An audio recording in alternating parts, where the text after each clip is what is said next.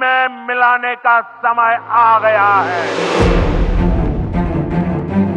কাশ্মীরের পেহেলগামে হামলার ঘটনায় কার্যত বিভক্ত হয়ে যাচ্ছে আন্তর্জাতিক শক্তি। এরই মধ্যে হামলার জবাবে পাকিস্তানে বড় আঘাত হানতে জোরে সোরে প্রস্তুতি চালাচ্ছে ভারত। টানা মহড়া চলছে জল, স্থল আর আকাশে। ভারতের হামলার শঙ্কায় পাকিস্তানে থাকা রুশ নাগরিকদের সতর্কবার্তা পাঠালেন প্রেসিডেন্ট ভ্লাদিমির পুতিন।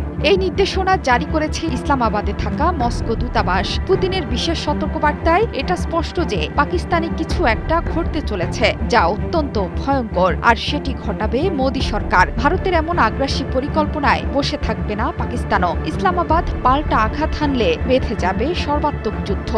मिट्टी में मिलाने का समय आ गया है।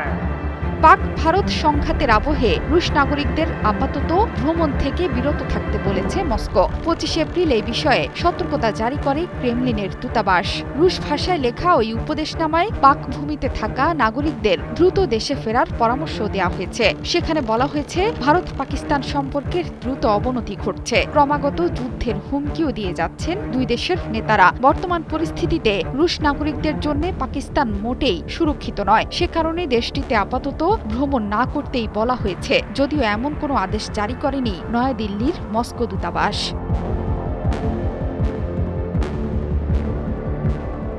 22 এপ্রিল কাশ্মীরের পেহেলগামে হামলার খবর ছড়াতেই কার্যত কেঁপে ওঠে বিশ্ব। মোদীকে শোক বার্তা পাঠান রুশ প্রেসিডেন্ট ভ্লাদিমির পুতিন এবং মার্কিন প্রেসিডেন্ট ডোনাল্ড ট্রাম্প। যদিও এই বিষয়ে তেমন আগ্রহ দেখাননি ট্রাম্প।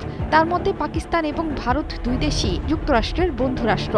হাজার বছরের এই সংকটের সমাধান তারা নিজেরাই করতে পারবে। তবে পুতিন লিখেছেন, সন্ত্রাসবাদের বিরুদ্ধে লড়াইয়ে ভারতের অংশীদারদের সঙ্গে যোগাযোগ আরও মজবুত এবং জোরদার করতে প্রস্তুত রাশিয়া। এই অপরাধের কোনো ক্ষমা নেই, তারা তাদের প্রাপ্য শাস্তি পাবেই। যুদ্ধের প্রস্তুতি হিসেবে স্থল, পানি এবং আকাশে তীব্র মহড়া চালাচ্ছে ভারত বাহিনী, যার নাম অপারেশন আক্রমণ। শুধু তাই নয়, ভারতের রাফাল যুদ্ধ বিমানকে ধীরে ধীরে পশ্চিম সীমান্তে মোতায়েনের নির্দেশ দিয়েছে প্রতিরক্ষা মন্ত্রণালয়। বসে নেই পাকিস্তানও। সীমান্তে সৈন্য বৃদ্ধি করেছে ইসলামাবাদ। পাশাপাশি আমেরিকার তৈরি F-16 যুদ্ধ বিমানকে নিয়ন্ত্রণ রেখার কাছে মোতায়েন করেছে দেশটি।